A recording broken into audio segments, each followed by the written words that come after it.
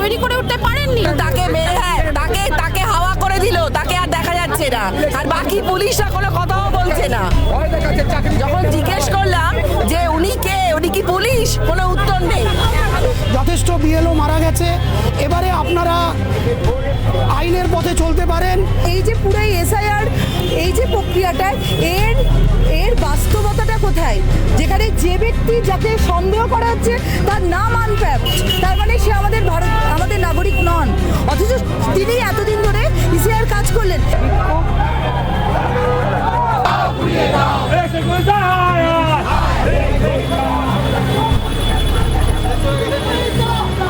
আমাদের রাজ্য থেকে বহু বৈধ ভোটারের নাম প্রথমে লজিক্যাল ডিসক্রিপেন্সির নাম দিয়ে এবং এরপরে নানাভাবে সেই বৈধ ভোটারের নাম আজকে বাদ দেওয়ার চেষ্টা করছে।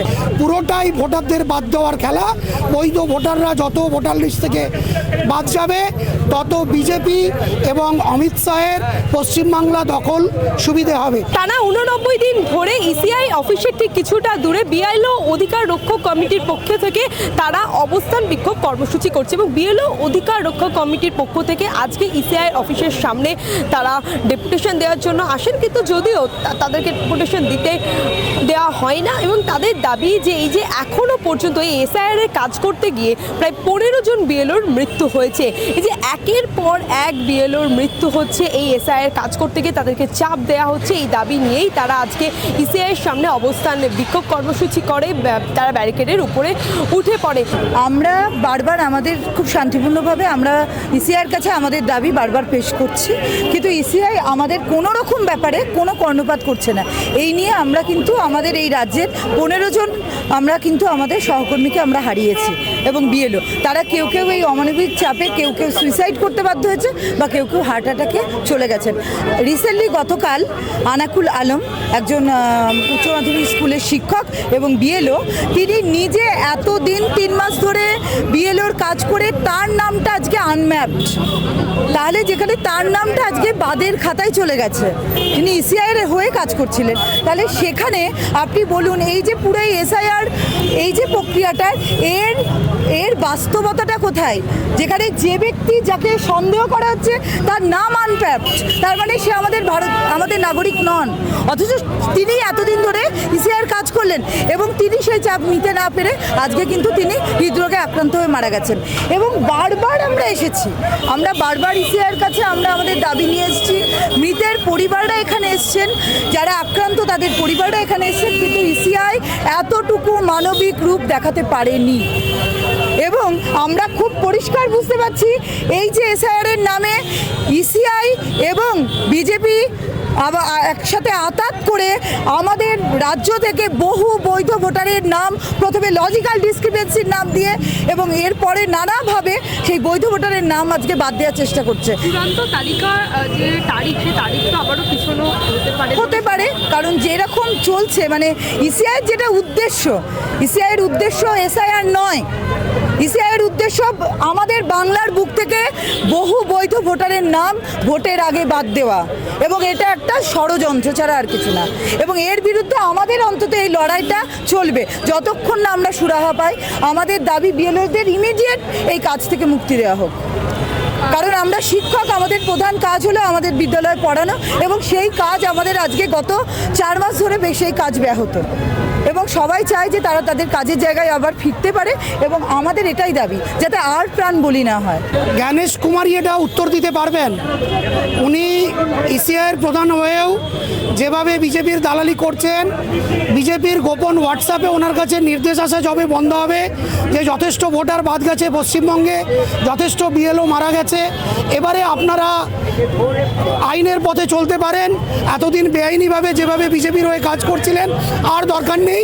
এই নির্দেশ আসা বিজেপি পার্টি অফিস থেকে, নাগপুরের অফিস থেকে যেদিন জ্ঞানেশ কুমারের কাছে নির্দেশ আসা বন্ধ হবে সেদিন বিএলওদের মৃত্যু মিছিল বন্ধ হবে, বিএলওরা নিজেদের কাজের জায়গায় ফিরে যাবেন এবং পশ্চিমবঙ্গের সাধারণ নাগরিকও শান্তি পাবে।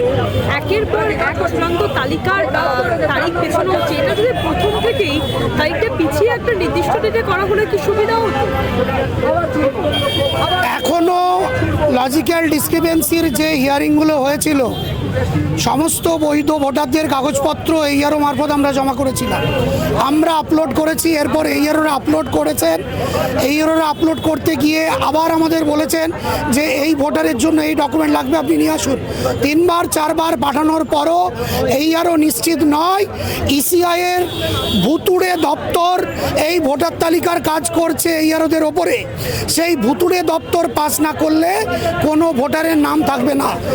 এখনই আমার ইআরও কিছুক্ষণ আগে ইআরও ফোন করেছেন যে আপনাকে কিছু লিস্ট নাম্বার পাঠাচ্ছি, যে ভোটারদের কাগজপত্র 3-4 বার পাঠিয়েছি, আবার তার জন্য নতুন করে কী কাগজ পাঠাতে হবে আমাদের অন্তত জানা নেই।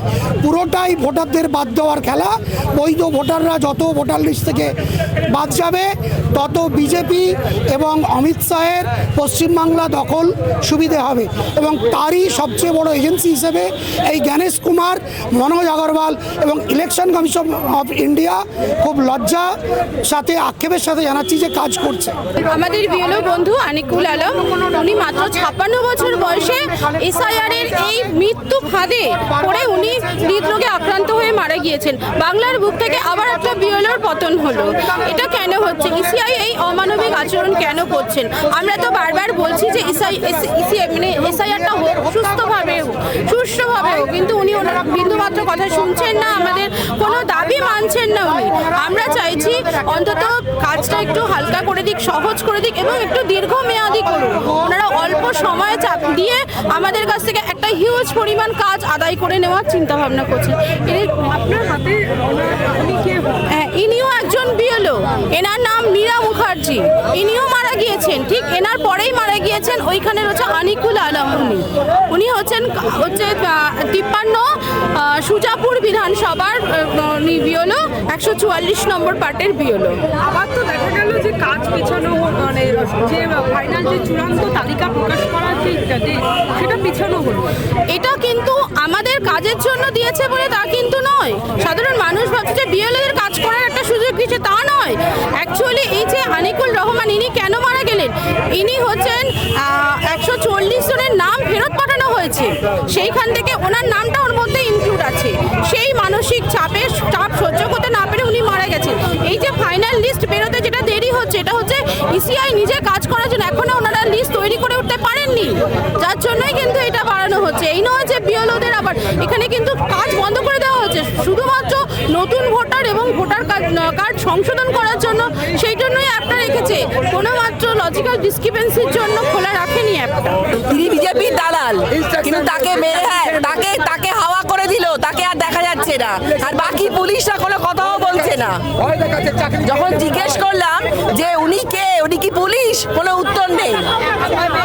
আমার নাম মৌমিতা দাস ভট্টাচার্য, আমি একজন শিক্ষক, বিএলওর কাজ করছি। আমাকে জোর করে বিএলওর কাজ দেওয়া হয়েছে। তাদের বক্তব্য যে এত কাজের চাপ দিয়ে দেওয়া হচ্ছে কেন, এই দাবি নিয়ে বারবার তারা ইসিআর অফিসের সামনে আসেন, ডেপুটেশন দেন এবং অবস্থান বিক্ষোভ কর্মসূচি করেন টানা 89 দিন ধরে। ক্যামেরায় জয়ের সঙ্গে ব্যুরো রিপোর্ট, বাংলাহান, কলকাতা।